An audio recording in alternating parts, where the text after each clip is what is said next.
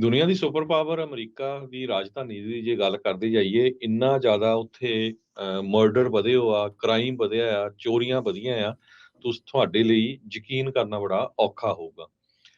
ਪਿਛਲੇ ਸਾਲ ਦੇ ਵਿੱਚ 52 ਬਿਜ਼ਨੈਸਸ ਉਹਨਾਂ 'ਚ ਮੇਨਲੀ ਰੈਸਟੋਰੈਂਟ ਆ, ਉਹ ਵਾਸ਼ਿੰਗਟਨ ਡੀਸੀ ਦੇ ਵਿੱਚ ਬੰਦ ਹੋਏ ਹੈਗੇ ਆ। 2022 ਦੇ ਵਿੱਚ 48 ਬੰਦ ਹੋਏ ਸੀ ਤੇ 2021 ਦੇ ਵਿੱਚ 41 ਬੰਦ ਹੋਏ ਸੀ। ਰੈਸਟੋਰੈਂਟ ਐਸੋਸੀਏਸ਼ਨ ਮੈਟਰੋਪੋਲੀਟਨ ਵਾਸ਼ਿੰਗਟਨ ਨੇ ਦੱਸਿਆ ਹੈਗਾ। ਵਾਸ਼ਿੰਗਟਨ ਡੀਸੀ ਦੇ ਵਿੱਚ ਸਨ 2023 ਦੇ ਵਿੱਚ 274 ਮਰਡਰ ਹੋਏ ਆ।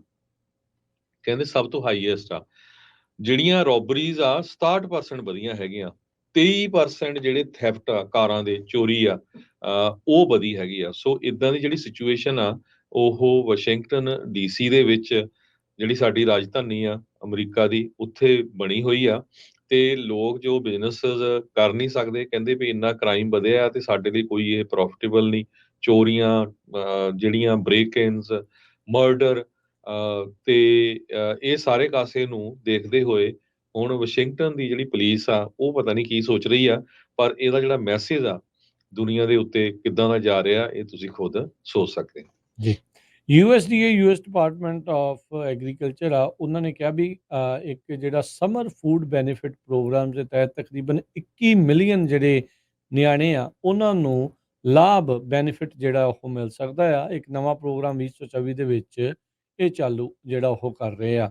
US ਤੇ ਉਹਦੀਆਂ ਟੈਰੀਟਰੀਜ਼ ਦੇ ਵਿੱਚ ਜਿਹੜੇ ਫੂਡ ਬੈਨੀਫਿਟਸ ਹੈ ਸਮਰ ਦੇ ਵਿੱਚ ਨਵੇਂ ਪਰਮਾਨੈਂਟ ਇੱਕ ਫੈਡਰਲ ਪ੍ਰੋਗਰਾਮ ਦੇ ਤਹਿਤ ਦੱਸੇ ਜਿਹੜੇ ਉਹਨਾਂ ਨੂੰ ਫਾਇਦੇ ਜਿਹੜੇ ਮਿਲਣਗੇ। 35 ਸਟੇਟ ਤੇ ਸਾਰੀਆਂ 5 ਜਿਹੜੀਆਂ US ਟੈਰੀਟਰੀਜ਼ ਤੇ ਜਿਹੜੇ 4 ਟ੍ਰਾਈਬਸ ਆ, ਉਹਨਾਂ ਨੇ ਇਸ ਪ੍ਰੋਗਰਾਮ ਦੇ ਵਿੱਚ ਸ਼ਮੂਲੀਅਤ ਕੀਤੀ ਆ। Summer electronic benefit transfer programme ਜਾਂ ਇਸ ਨੂੰ ਸਬਰ EBT ਦੇ ਨਾਂ ਦੇ ਨਾਲ ਵੀ ਜਿਹੜਾ ਉਹ ਜਾਣਿਆ ਜਾਂਦਾ ਆ। ਕਹਿੰਦਾ ਵੀ ਸਰਕਾਰ ਇਸ ਦੇ ਤਹਿਤ ਐਗਜ਼ਿਸਟਿੰਗ ਪ੍ਰੋਗਰਾਮਸ ਚੱਲ ਰਹੇ ਜਿਹੜੇ ਆ, ਉਹਨਾਂ ਨੂੰ ਇਹ ਸਪਲੀਮੈਂਟ ਜਿਹੜੇ ਉਹ ਕਰਨਗੇ।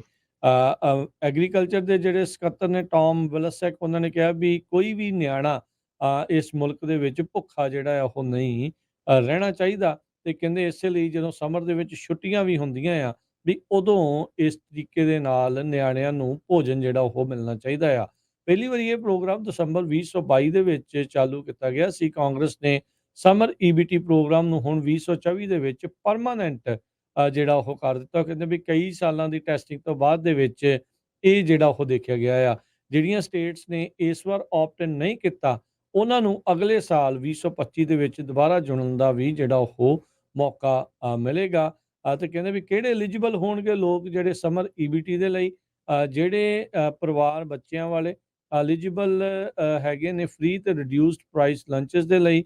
185% ਜਿਹੜੀ ਫੈਡਰਲ ਪਾਵਰਟੀ ਲਾਈਨ ਦੇ ਉੱਤੇ ਆ ਜਾਂ ਉਸ ਤੋਂ ਅੰਡਰ ਨੇ, ਉਹ ਜਿਹੜੇ ਸਮਰ EBT ਦੇ ਲਈ ਐਲੀਜੀਬਲ ਹੋਣਗੇ। ਤੇ ਕਹਿੰਦੇ ਵੀ ਇਹ ਕਵਰ ਕਰੂਗਾ 70% ਐਲੀਜੀਬਲ ਪਾਪੂਲੇਸ਼ਨ ਨੂੰ ਪਹਿਲੇ ਸਾਲ ਦੇ ਵਿੱਚ। ਅਕਤੂਬਰ ਦੇ ਵਿੱਚ ਇੱਕ ਰਿਪੋਰਟ ਦੇ ਮੁਤਾਬਕ USDA ਕਹਿੰਦਾ ਆ ਵੀ ਤਕਰੀਬਨ 17 ਮਿਲੀਅਨ ਜਿਹੜੇ ਹਾਊਸ ਹੋਲਡ ਆ US ਦੇ ਵਿੱਚ, ਉਹਨਾਂ ਨੂੰ ਸਮੱਸਿਆ ਆਈ ਸੀ 2022 ਦੇ ਵਿੱਚ ਇਹਨਾਂ ਫੂਡ ਜਿਹੜਾ ਉਹ ਲੱਭਣ ਦੇ ਲਈ। ਇਹ 2021 ਦੇ ਵਿੱਚ 13.5 ਮਿਲੀਅਨ ਸੀ, ਜੋ ਵੱਧ ਕੇ ਬਾਅਦ 'ਚ 17 ਮਿਲੀਅਨ ਦੇ ਉੱਤੇ ਹੋ ਗਿਆ।